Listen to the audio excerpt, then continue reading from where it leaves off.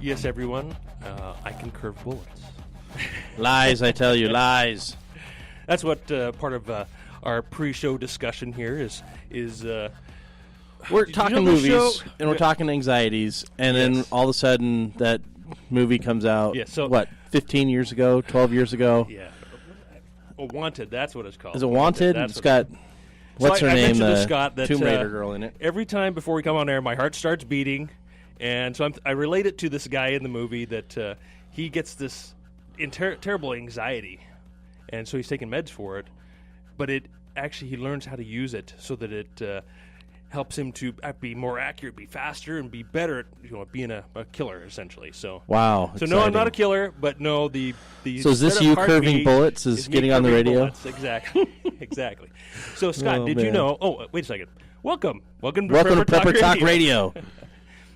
And did you know, Scott, that it is the most wonderful time of the year? Because it's snowing? It's the most wonderful time of the year. As long as you're not singing Carpenters, we're good. No, but you know what? I knew you were going to say that. So I did not prepare any Carpenters songs to sing for you today, Scott. Although I do enjoy Carpenters Christmas music. You know what I really do enjoy? What's that? An actual carpenter building things. That That too. I enjoy. That too. I'll be actually building, well, not building. I'll be hanging doors later this week, so I'll be working Nice. on those skills, breaking out all the tools.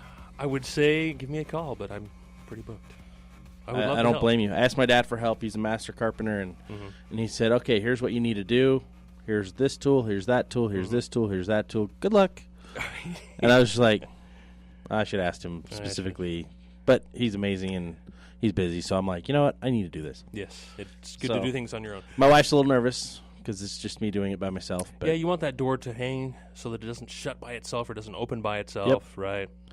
So balance. Balance That's is right, key. balance. Like we talked about week before last, balance. Yes. So, of course, our sponsor, Survival Medical, survival-medical.com, the only first aid kits tougher than nature, designed to last for a long time, for the length of your food storage almost. Absolutely. And it's the only one that can do that. So that's really important to know. I'm excited for today's show. I am too. How's your anxiety? It has calmed down. Good. Once I get talking and get into it, I'm good. So I wanted to ask you, Scott, and get to know you a little bit better. What's your favorite Christmas movie? My favorite Christmas movie? Yeah. Oh, I know I didn't give you any notice on this, it's a tie. Okay. A Christmas Story and Elf. Okay. I love Elf. Absolutely love Elf. Mine, Die Hard. That's a great Christmas movie.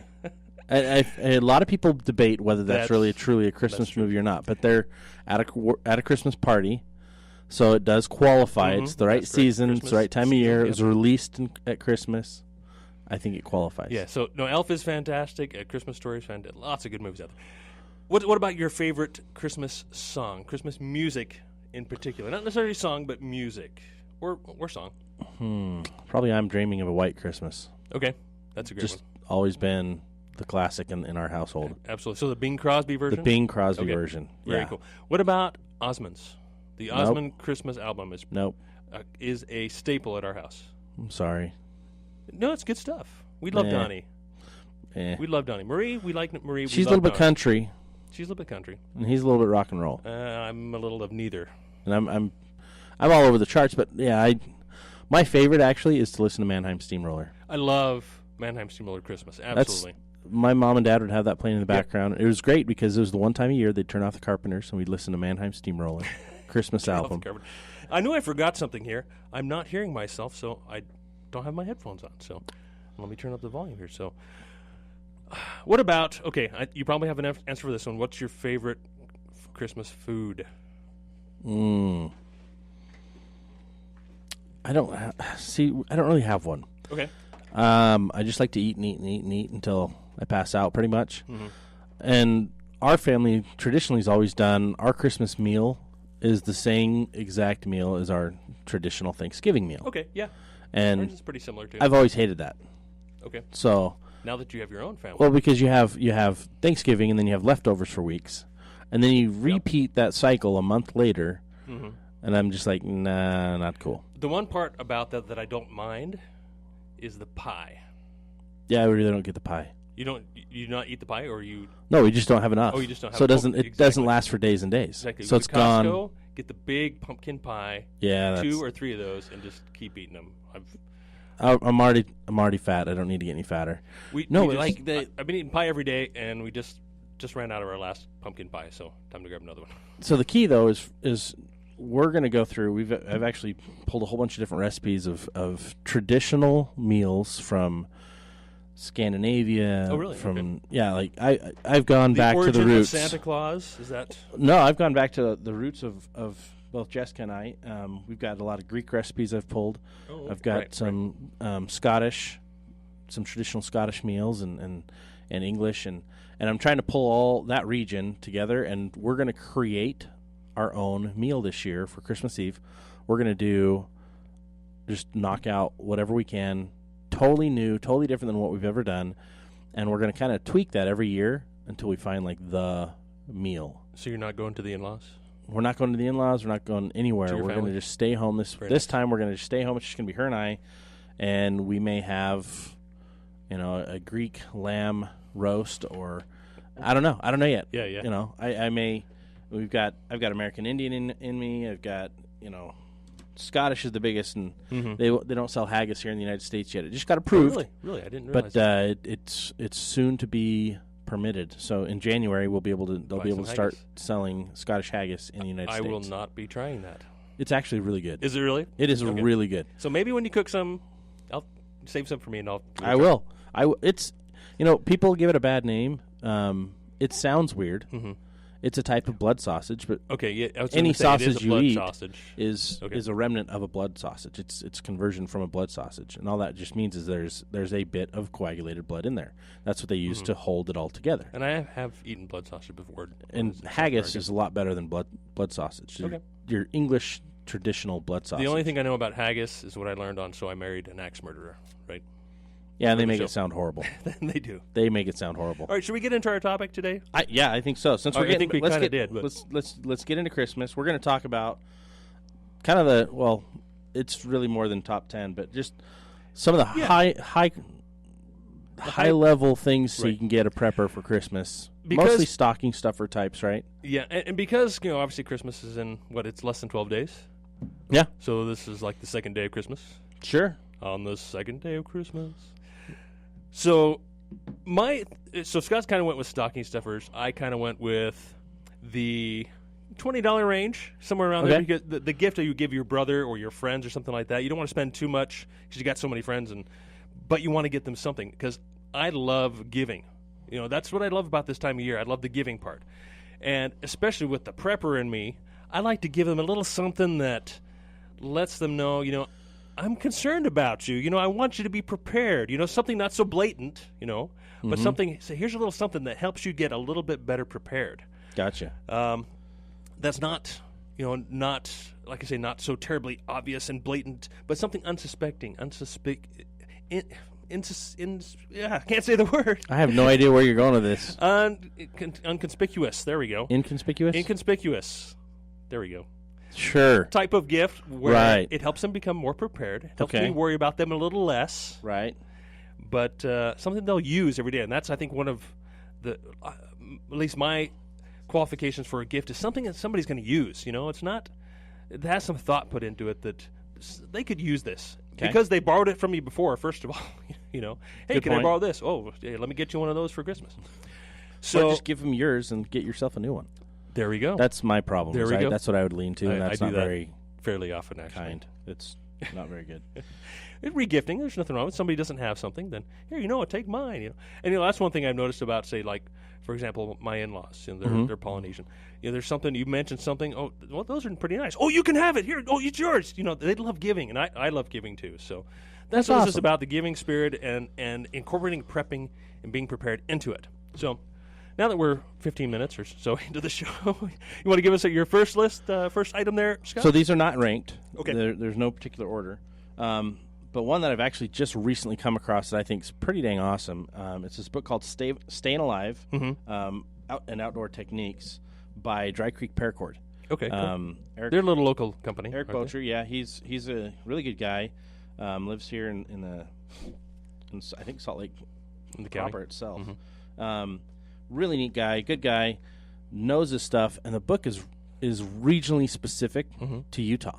So I'm looking at a more like So it's 5x7 or a little larger than that. It's like the SAS survival guide or the Army survival guide that circles around, right? That everybody's like, yeah, but it's got a little bit from all over the world. Okay. This is pretty much state specific or region specific. I mean, it's got the West. all the types, like drawings on how to do everything with instructions. Like my favorite is when you get into this venomous versus non-venomous snakes and spiders. It really goes into what's exactly here, what we have here, what we need to worry about. It's got some additionals, but then it says what you're going to find here in this region, like all the way down into Arizona. I mean, St. George, you're going to find different types of scorpions. The further south you go, the more you're going to find. But it's got those spiders. It's got mosquitoes. It's got different types of ticks. I want one. It's got everything in here. And so I'm really impressed with this book. I mean, he even goes into fire starting skills, how to build your own hooks. Very cool. Different ways to tie knots. So it's a really good resource. And I'm like, that's a great starting point for a lot of people. Yeah. Because they don't know how to go through the American Survival That's Guide true. That books. would be a really good gift to, because they know that you're a prepper. They know I'm a prepper. Here's a little prepper gift that help you to learn that. If it sits on the shelf, that's okay because they'll have it in their library. It's a resource, absolutely. And it's got a signal mirror in the back of the book. It's got a compass in the front of the book. Some different little things in there, but it's a spiral-bound book, so it's easy to use as a quick reference. Yeah, and I think that's the key for these gifts for me is to get people warmed up a little, get their mind turned on to becoming prepared. Absolutely. So, what is he charging for that thing? I think it's $11 or $12. I'm not 100% sure. It's under $20. That's the thing with me. If I want something for Christmas, I kind of have to get it for myself, and then say, "Hey, wife, wrap this for me." So, okay, cool, very cool.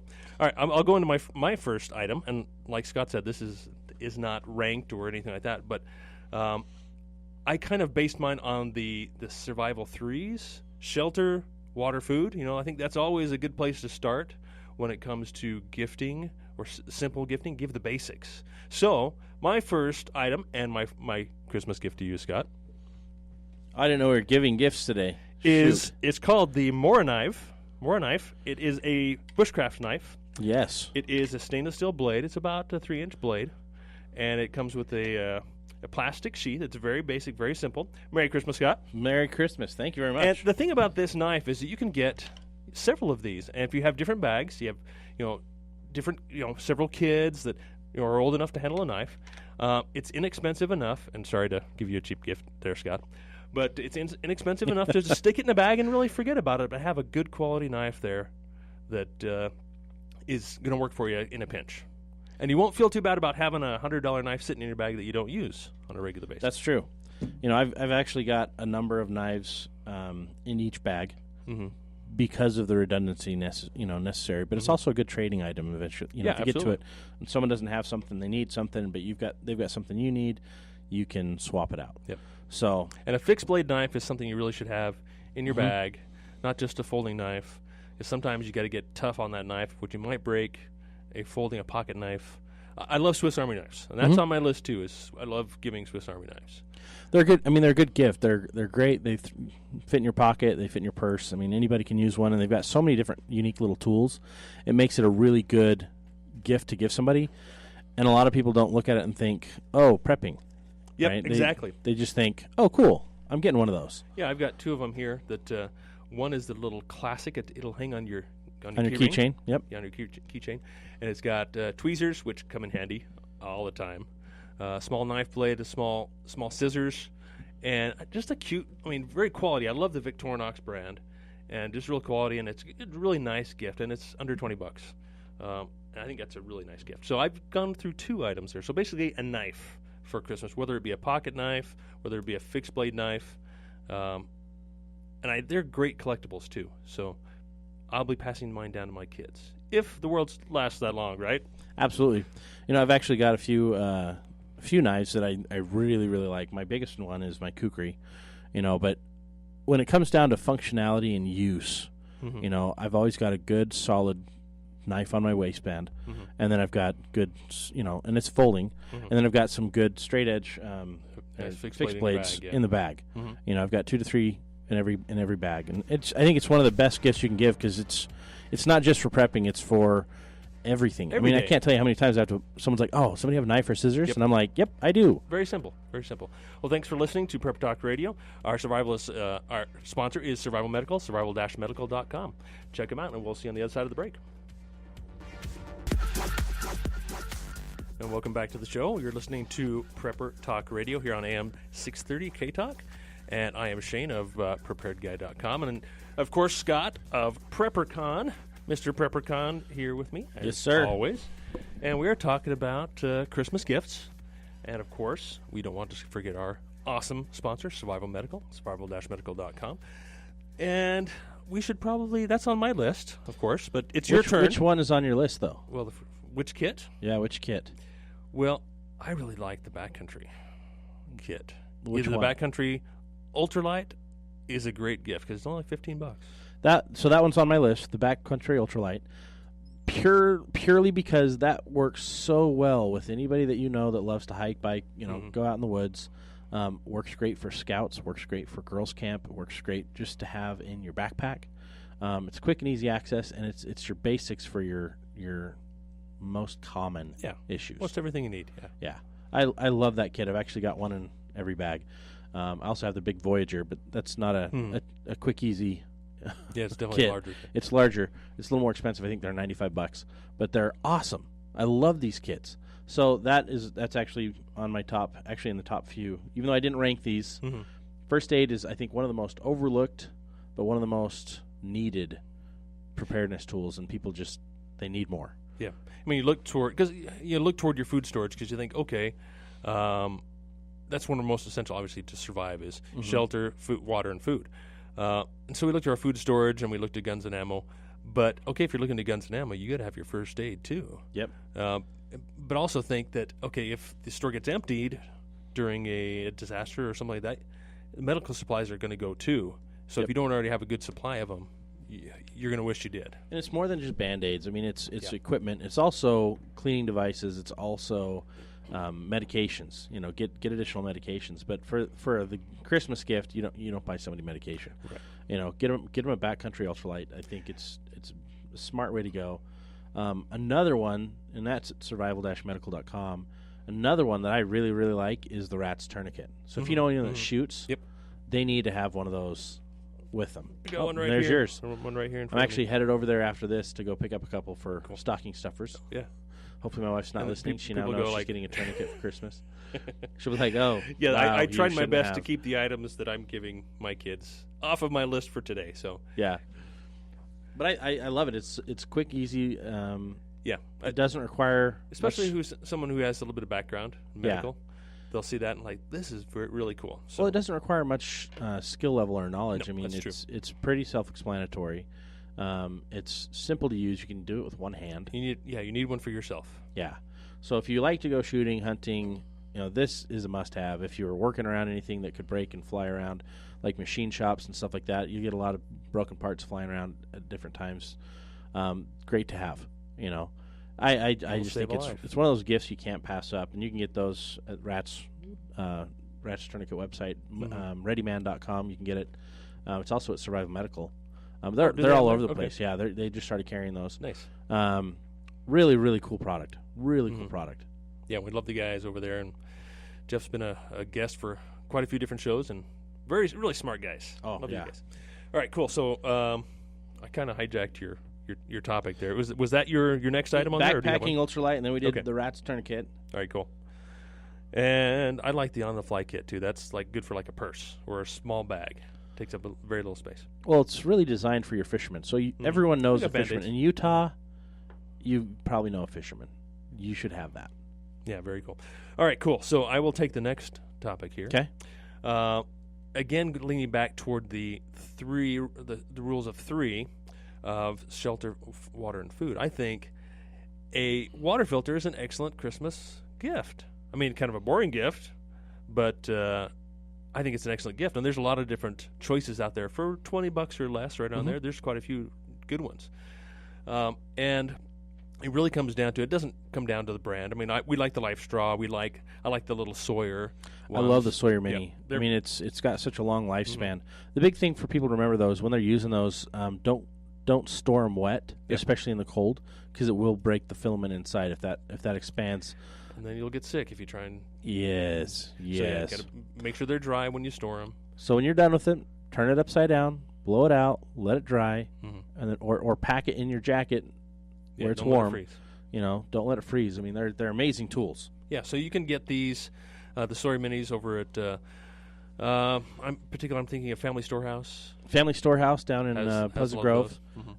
Awesome store. You can also get them, I believe, at Emergency Essentials. Okay. I know you can get them over at... most everywhere. And they're right about $20 or so. Yeah. $20, $25. Yeah, and if you take care of it, it'll last literally hundreds of thousands of gallons. And if you hurry and buy it on Amazon, you can get it in time for Christmas. That's true. And that's even cheaper on Amazon. I've done so much. I buy the 4-pack on this Amazon year. all the time. Oh, yeah. I'm addicted to that website. I've bought so many water filters, so much food, so much gear, and then everybody's presents because you can have it shipped directly to them. Exactly. Just right to them, and makes it much easier, especially for busy you and me. So, did you know that starting first of the year, we have to pay sales tax here in Utah on Amazon? I hate that. Yep. That's bullcrap. Well, they got to come up with more ways to bring in revenue because of all their programs. To illegally extort the citizens of this great state? Right. Oh, yeah, that's right. Taxation is theft, right? Yes, absolutely. All right, moving on. Okay, so water filter. That's I think a very important, kind of boring gift, but people know that you care about them if you give them a water filter, especially if you have a quick conversation with them, about it afterwards. So, yeah, like a water. What is this? Oh, it's a water That's filter. not Let me really tell you a a little bit good about gift to just mail somebody and be like, "Hey, Merry Christmas." Yeah, exactly. They'll be like, What the heck is this? It's a Life Straw. Fantastic. Thank you. Like, when am I going to go drink out of a creek? Yeah. So pick your gifts for the right people. One of the ones I really like. Remember the savings bonds that grandma would get you or whatever? Yeah. Didn't really happen much with our generation. The generation before us, it was I got coins. Huge. I got coins. I love the idea of coins, but I want silver coins. Yes. That's on my list. Gold and silver coins, but preferably silver because it's so undervalued. I think that's a great stocking stuffer because you can toss one in somebody's stocking and it's under $20 right now. Yeah, absolutely. And silver.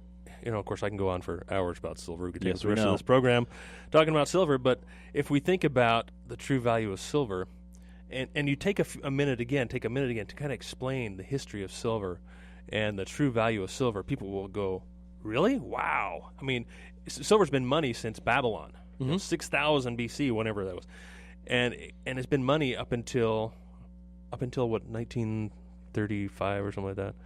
Yeah, and when they got rid of the silver certificates, basically said, okay, before that your dollar said silver certificate on it, you could take it in and exchange it for silver, which really means that the item that has value is the silver, not the certificate you're holding in your hand. Yep.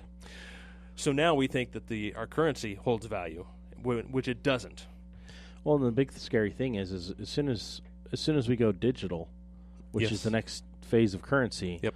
All your dollars are worthless. Yeah, absolutely. Silver, though, is still going to be of value because it's based on a real commodity. Yeah, and if you want some privacy, and this is happening around the world. This will happen. We will go cashless here in the U.S., I think, within the next year, honestly. Maybe 2 years. I would think by 2018 we are pretty much done with cash. I think the large bills are going to go fairly soon. I think we're getting close. I mean, if you look at the trends digitally... Yeah. I mean, exactly. The chips in the cards, the smartphones, the wallets, everything's changing, and it's easier to not carry coins and not carry dollars. They're trying to get us to do this voluntarily and kind of give up our own freedoms by going with a card, going cashless. But that's not going to work for me. We've got a caller. Let's go ahead and take this call. Let me turn on the phone line here and pick you up. Hello, caller. What's your name? Hi, this is Sparks. I'm glad you guys are taking calls. How you doing? Absolutely, Sparks. What's your comment for us? Well, first of all, one of you does door hanging. You guys hang doors? Or, he's just hanging doors on his house. He's bought a house and he's remodeling it. Yep, I'm having to do it myself. Do door hanging. I've done it many times. I got a question. Sure. I got a couple of doors in my house that close by themselves, and I know they're not hung properly, but is there some little trick I can do to fix it, or is it going to take a major redo of the door and the frame? It depends on how quickly do they close. Do they kind of just slowly close, or do they just close? They never slowly close. Okay. I have to keep a door stop, and once the door stops removed, they start to swing shut. Okay. Looks like Shane's got an answer for that. Well, that I he do wants have to a jump couple off answers, with. but the first answer would be to tear that door out and start over. But you can relocate your hinges, move them over a little bit so that it compensates for the swing. Okay. So, and it's not that easy to do. It's going to take a little bit to figure it out, but it's So doable. here's one of the simplest things that I've done that actually makes a big difference. If it is closing quickly, well, not quickly. If it's closing and it's not closing quickly, if it's quickly, then you're going to have to move your hinges. There's no question about it. But if it's if it's slow, you can actually take a really thin piece of cardboard, like the back of a notepad, and actually put that in behind the hinge. To shim the hinge. And shim the hinge, and that'll oftentimes fix it. I've done that many times, and it's fixed it, and it's a simple fix to make it easier. So the door, the position of the door with respect to it's not that the door, it's how the door is hanging. It's how the door is hanging on these hinges is what's yeah. turning So the if swing. the door jamb itself is off, it's going to make your door close quicker. So you've got to compensate for it within the hinges so that the door is not weighted forward to fall closed. Okay, so it's this position with respect to the frame horizontally or vertically. It's not the other way. Correct. That's correct. If you Okay. go to YouTube, and they've got a lot of really good instructional That's videos. true. That's YouTube's actually good. where I pulled that technique. Is YouTube. I've got two more topics I want to. Well, actually, maybe three. Well, we've got I another wanna- call here. We appreciate your call. Well, We're gonna- let's give you one more topic real okay, quick. go right ahead. Okay. Is it survival related? Yes, it is. Perfect. All three of these are. First of all, I live up in North Ogden, and there is nothing up in Ogden really for survival stuff. I mean, there's a few places. I know because I'm doing emergency preparedness right now in my ward, Mm-hmm. and I'm having to make a list of available resources. There isn't really like the emergency centers. You got to go online. There's no place to go. There is one store up there that is my absolute favorite prepper store. What's that? Smith and Edwards. In Edwards. There we Okay. go. They have Now, everything that those other stores have in multiple options, as well as the Army surplus. True. Okay, one more thing, and then I got to go. right, okay. I know you got. Okay, water condition, water purification, whatever you want to call it.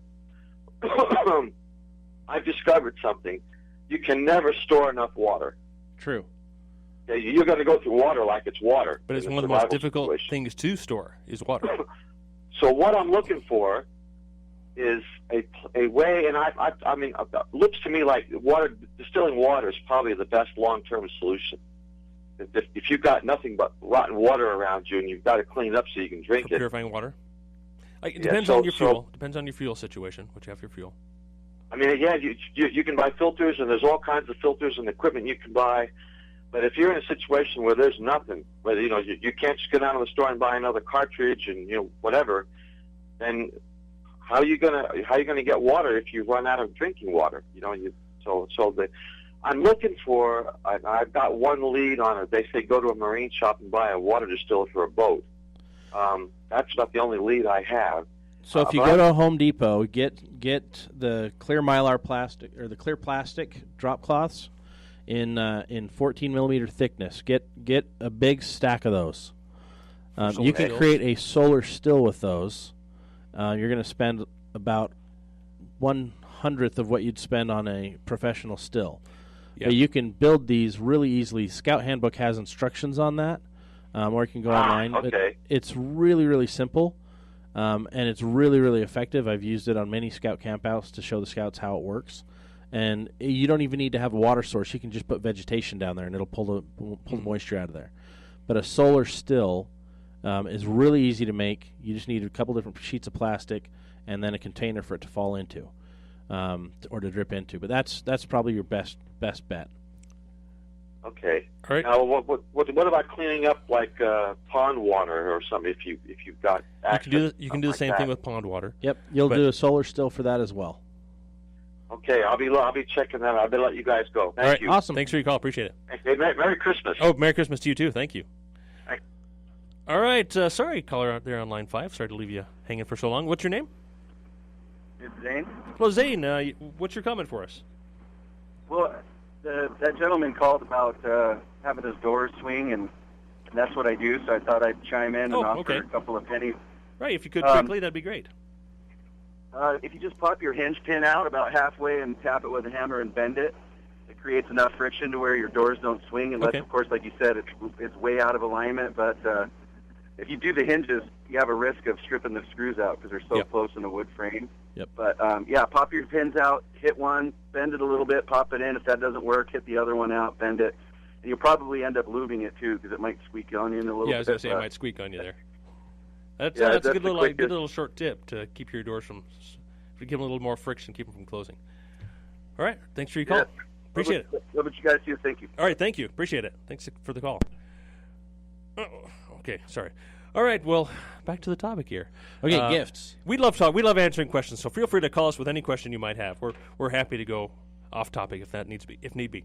All right, so where were we? What should we jump to next one? Talking about the silver and gold coins. Yeah. Okay. Did we finish? Yes. Let's. Okay, we finished. Move on. We'll move on.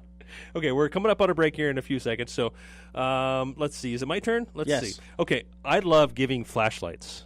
I'm addicted to flashlights. I have flashlights and headlamps on my list as well. I'm definitely addicted. And so the one I have in front of me is a fun little cool light, and I like giving. Okay, here's the break. So I'll get back. We'll to bring this back lights when we get back after the message from our sponsors. And of course, don't forget about Survival Medical, survival-medical.com. The only first aid kit tougher than nature. We do love these guys. And we'll see you guys on the other side of the break. And thank you for listening to Prepper Talk Radio here on AM 630 K-Talk. And we are happy to be here on this Wednesday morning, as usual. Week before Christmas, week and a half. Yeah, a little over a week out. Days. We're about 12 days. It's amazing how time flies. Thankfully, we're here on Prepper Talk Radio, here at K-Talk. KTalkMedia.com is a new website. It's pretty awesome. You can see a lot of new content there. It's updating all the time. It's got the weather. It's got the news. It's got archives of the show. So if you want to go back and listen to the show, we try to give a pretty good detailed title to each show. Go to the archive, listen in, find what content you're looking for. Hopefully we've got all the right tips and tricks and techniques and skills and products that will help you better prepare for whatever's coming. Don't be too scared of contacting us on Facebook, whether it's through K-Talk, K-Talk Utah on Facebook. Yep. And then, of course, PrepperCon and Prepared Guy on Facebook and all that. And Prepper Talk Radio. And Prepper Talk Radio, we're on media. there as well. So feel free to reach out to us that way, ask us questions. We love interacting with you guys. So, of course, Survival Medical is our sponsor, survival-medical.com. The only first aid kit designed for long-term storage. And, well, I say we had a persistent caller here through the break, and he just hung up. So feel free to call back, and we'll try and get you on the air. We're a little slow at answering calls sometimes, but we like to talk, and that's, I guess, why we're on the radio. We do. And, this is our last segment of the day, so we got about 15 minutes to wrap it up, but I think there's a lot of good things we can keep talking about as far as gifts for preppers. And it looks like we got our caller back. Yep, he's back. Okay, let's pick you up here. What's your name? Hello, are you there? Yes. Oh, yes.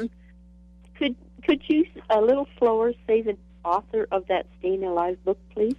Oh, and I'll hang up and listen. Thank you.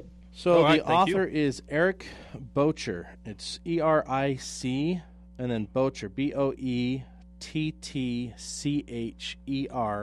It's a green book, and I actually busted the compass out of mine on it. So I'll take a picture and throw this up on our Facebook page. Good idea. At Prepper Talk Radio with a link. Great book, really good information, great drawings. And his website is Dry Creek Paracord. Dry Creek Paracord. But for some reason it's not pulling up today, so I think he's got a server issue. But yeah, Dry Creek Paracord, and that's actually one of the items on my list. But let me get back to, we're talking about flashlights here. So I love giving flashlights because kids love them. They're obviously really handy. It's kind of like having a pocket knife. Mhm. I have my light right next to my pocket knife in my pocket. So the light that I have here with me it's called, the brand is Phoenix with an F, and it's called the Lip Light because it looks kind of like a little lipstick. Yep, looks like a chapstick, lipstick container. Yeah, so I like giving unique things. Well, people, they take a look at, what is this thing? This is cool. And so what it is, it's a little flashlight. So it has quite a few different settings from low to high, and then it has red, flashing red, green, flashing green, and then strobe SOS. So it's the size and the shape of a little lipstick. It's under $20. It takes a single AAA, and I like flashlights, emergency flashlights that have single batteries, single AA, single AAA, because if you're only able to scrounge up one battery, you can make your flashlight work. Well, and even if it's one of my favorites is a AA, because even if you have just a AAA battery, you can get a little piece of tinfoil, put it in there, and that'll actually run it for a little while. So you won't get as much juice out of it, but you can still get something to work, But single battery systems I think are the best. There's one of the ones I really, really like is the 9-volt flashlight. Have you seen that one? I've got a couple of 9-volt. It just connects to the top of your 9-volt. It doesn't have a case. It's just this little bulb it just that clips on. Yep. And I'm like, man, that's just so simple. That, yeah. And they're like $12 for 2. And again, it's unique. It's unique. And kids will play with it for hours, and once they get tired of it, you put a new battery with it and put it back in storage. And what I also like about it, okay, so what you do, you take your 9 volts after you change your batteries and your smoke detectors, right? You take those out. They still have juice to them, right? They're still working. You put them on your tongue. They still shock your tongue. That will still create lots of light in that little device there. So reuse your batteries. Don't just throw them away if it stops working that particular device. I've got a little battery tester. When the batteries come out of the Wii remotes, when they come out of the smoke detectors or whatever, I test it, see how much juice is left in there. I put it in a row with the ones with the more juice right at the front and less at the back, and then I recycle them like in the kids' toys that don't require as much juice. Just the beeping, annoying, loud ones. Exactly, and the ones you don't really want to spend money on to put batteries in yeah. there. Like, I don't want to put brand new batteries in this thing because it's just going to sit in the toy box turned on for weeks at a time, and then the battery's going to run out. So that's what I do anyway. So I like flashlights. This one's just a cool little one that would be great for kids, for them to play with. It's got an ultra low setting, so it's going to last 100 hours on a single AAA. I'm not a big fan of AAAs. Yeah, I like the AA's, but I do have stocked up on AAAs. So I like I say, single battery ones. I like simple ones, not that have a lot of functions. That they have maybe 3 different light settings, from low or really low to really bright. And I don't think you need these flashlights that are 1,000 lumens. Where do you store your batteries? I store my batteries. They're in the basement where it's cooler. Thank you. Yes. I have had to cure some family members who thought that it was good to put them in their fridge or freezer. Really? Yeah. It even says on the websites for Duracell, do not freeze, do not put in your fridge. They thought it was better because it was colder, that it would last longer. And what happens is they actually short quicker. It actually, because the humidity buildup in those fridges and because of the extreme temperature, it will drain the life of the battery. So make sure if you're storing your batteries, store them in a dry. Yeah, they will rust. Like a drawer is great, away from the kitchen. A lot of people keep them in the kitchen by the stove, and that there's a lot of humidity going on in that area. They rust, they go bad. And even in a basement, there's a lot of humidity be in a basement. Or get a Mylar bag and throw them in the Mylar bag and put them in the basement. Perfect. Yeah. Throw an oxygen absorber in there. It'll keep them a lot longer. Yeah, absolutely. But I think that's actually one of my next gifts is you can actually get the EMP Defender bags. It's a Faraday cage bag for your electronics, and you can put all your secondary electronics in there, and those are $19.99 for a pack of 4. Oh, cool. So I didn't think about that. Amazon.com to find those ones, but they're small Faraday cages. I've got one for my ham radio in my truck. I'm getting another ham radio installed in the truck as soon as I can afford it. But just my backup one will always be in a Faraday cage, and that is my EMP Defender bags. And I think that's a great. When it's ever in storage, you just stick it in your bag, and when you're not using it, so that if any happens, that's a gift though that's more designed for someone who is a prepper. I was going to say that someone who's a little more aware to what that would be for, and why they would want to use that. Yep. And then they'll be a little more grateful, probably, to have something like that rather than if you ever see them again. Okay. Yes. After the grid goes down. That's horrible. That's true. No, that's true. And we can talk about that another time as well. But okay, cool. Mylar bags. Actually, that's a Well, little that's bit different not than a just Mylar a bag. It's a little bit more than I kind of switched from Mylar bags to Right, the to EMP the Defender EMP bag, Defender which it popped in my head. It's I'm a like, type oh, of that's Mylar, awesome. isn't it? But It's an infused shielded. Mylar, but it's shielded. Yeah, it's an infused Mylar that's shielded. It's got metals all throughout it, and All right, cool. totally awesome. All right, that's a quick, simple one. So, okay, the next thing I was going to get into is I like making things for the ones I love. I don't like to do something that's really impersonal unless it's something they really need. So what I've done before in the past for Christmas is I went and bought some paracord, different colors, different patterns and such, and bought some of the plastic clips, and I made some paracord bracelets. And so you can easily jump on YouTube, find all kinds of videos about how to weave and make these paracord bracelets, different patterns and styles and everything. And I think that's a fun little inexpensive gift, especially, say, for friends, like your kids' friends or something like that, where you don't want to spend more than a couple bucks. Go get some paracord and make some paracord bracelets. Yeah, it's fun skill. It's a good family activity as well. Mm-hmm. Then you take the thing apart, and you say, "What are you doing?" And you show them how to use the paracord. Then you weave it back together again. There you go. Yep. All right, So another one. Got a caller. Oh, go Line ahead. 3, so we'll go ahead and take this call. Hello there. You're live on Prepper Talk Radio. What's your name? Oh, this is Tom in Bountiful. Yes, Tom. What did you have for us? Sorry to hit you guys kind of cold on this, but I'm the scientist that was drugged down to New Orleans to identify the poisoning problem in those FEMA trailers. Okay. And that's because I had published and actually testified in Congress on a code violation or a health code violation established by HUD, who has absolute control over the manufactured mobile home industry. Mm-hmm.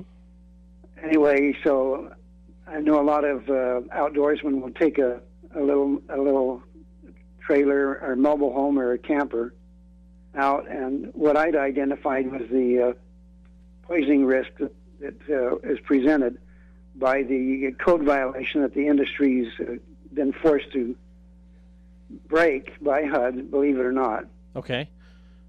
So a lot of campers, when they're out, if they're using a mobile home, they could be breathing the fumes of their own furnace or water heater in some floor plans. So you're mainly concerned because of this time of year and having the heater lit and make sure it's working properly, or having a carbon monoxide detector and such in the trailers? Well, actually, I hate to say this, the carbon monoxide detectors are kind of a false sense of security, because it's the low levels of carbon monoxide that don't cause the alarms to trigger most people are injured by, or even. Gotcha. So I do have it all up on a website called. Yeah, please yell that website out. Go ahead. It's called gassingamerica.com. Okay. Well, listeners, go ahead and check that website out. We've actually got a couple other callers that are waiting as well, so let's switch over to that. Yeah, Thank you for calling in. All right, appreciate it. Yeah. Oh, sorry, call number 5. Our last caller. Feel free to give us a call back in. We're sorry we missed your call. We try to make our calls for as quick as possible, get as many of you online, so we don't want to be rude or anything and cut you off, but we'd like to keep the flow going a little bit, and whoever wants to call in, feel free to call in. Yep, let's try to keep those calls specific to Okay, Prepper here we gifts go. and Here we go. what we're talking about. Hello, you're live here on Prepper Talk Radio. What's your name? Hi, Ron. Hey, got a question on water. Yes, sir, Ron. Okay, if you're to take some nice, clean 2-liter plastic bottles and fill them up with tap water and put them down in the basement out of the sunlight, how long will those last without a problem? Great question. I have a lot of experience with 2-liter bottles. I have gone 2 years. I wouldn't necessarily recommend 2 years, but 1 year is you're going to be perfectly safe, in my opinion, in my experience. But I have gone 2 years, opened up a bottle, and taken a nice large drink out of those bottles, and they've tasted great. I keep them in the basement where it's nice and cool, and out of sunlight. Out of sunlight. And 2-liter bottles are a great way to store some water. Now, at one point, I had upwards of 200 of these things in my house, and I can tell you what a pain in the butt these have been to refill. So honestly, I got rid of over half of these things. So I think that 2-liter bottles are a great way to have your 2 weeks worth of water, because it's really a pain to drain these things and to refill them, and then the plastics, they do get old. You know, they can get compromised, and even if they're not in the sun, they can still start to degrade. So general rule of thumb is empty and refill those bottles up to 4 times, and then replace the bottle. So you don't want to be using that bottle more than 8 years. Great information, guys. Thank you so much. Oh, you're welcome. Thank you for the call. Great call. And we have about 30 seconds left of the program. We want to squeeze anything else in here, Scott? I do. My favorite, I guess, last-minute prepper gifts, classes. Okay, education. Self-defense classes, personal carry classes, gun control, but also wilderness survival classes. And they're classes that you can give these gifts. For example, go down to the Armory, and they've got some training classes. They're great. Go over to Urban Survivor, Stan Pruitt and his group. They've got self-defense, or even a Krav Maga class. Classes. Right? Stan's Any of those types of classes are great because you can do them as a family. It's a fun event. It's a fun activity, but people learn something that they can actually take tangibly with them and use. Now they're smarter. They've got a skill set, and hopefully that's going to better prepare them, better protect them for whatever may come. And I think that's the key, is we need to be helping everybody get better prepared. And that's why we do the radio show, and that's what we hope you guys are taking from this. Well, thank you very much for listening. And, of course, we are brought to you by Survival Medical, survival-medical.com. Check them out. Great for your Christmas gifts. Shipping is quick, and the prices really are extremely good, very fair. Thank you again for listening, and we'll catch you guys next week.